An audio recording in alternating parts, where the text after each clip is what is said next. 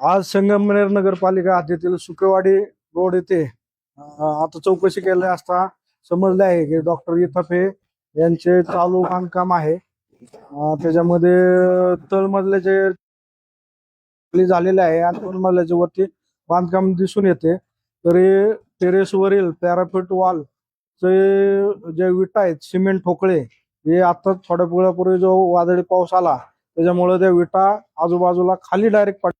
त्यामुळे नागरिकांच्या शेजारी पाजार राहणाऱ्यांच्या जीवित व वित्तहानीस धोका निर्माण झालेला आहे। ही बाब तातडीने पाहून सदर धोकादायक पॅराफिटचं जे बांधकाम आहे दोन्ही मजल्याचं हे आता काढून घेण्याची कारवाई चालू आहे आणि सदर बांधकामाबाबत नगर रचना विभागामार्फत सविस्तर चौकशी करून पुढील कारवाई केली जाईल।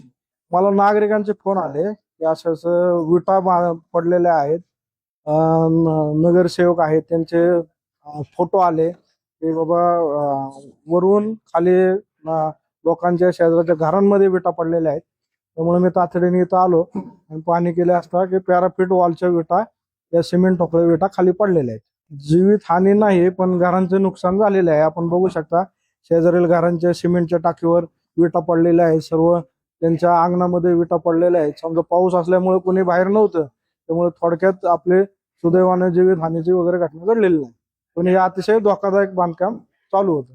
आता सध्या धोकादायक बांधकाम काढून घेतोय आणि रितसर याचं नगररचना विभागामार्फत सर्व चौकशी करून रितसर पुढील कारवाई केली जाईल। पॅराफिटच्या कडेला एकदम सिमेंटच्या विटांचं बांधकाम चालू होतं। त्याला जे आवश्यक जे त्याचं बळकटीकरणाकरता जे मटेरियल आहे ते वापरलेलं नाही किंवा बीम जे आडवे पाहिजे ते तसले दिसून आलेले नाहीत। त्यामुळे थोडंसं हे धोकादायक असं प्राथमिक दृष्ट्या निदर्शनात येतंय, त्याची आणखी चौकशी केली जाईल। जनतेला असं आव्हान आहे की धोकादायक इमारती जी आहेत त्या पहिल्या पावसाळ्यामध्ये किंवा धोकादायक जी झाडं आहे त्यामुळे पहिल्या काही पावसामध्ये ते पडण्याचा धोका आहे। तर नगरपालिकेमार्फत सर्व धोकादायक इमारतींना नोटीस देण्याची कारवाई चालू आहे। तरी नागरिकांनी तातडीने आपल्या धोकादायक इमारतींमध्ये धोकादायक बाब काढून घ्यावा, जेणेकरून त्यांच्याही जीविताला धोका होणार नाही आणि परिसरात ये जा करणारे जे नागरिक आहेत त्यांनाही धोका होणार नाही याची सर्वांनी काळजी घ्यावी।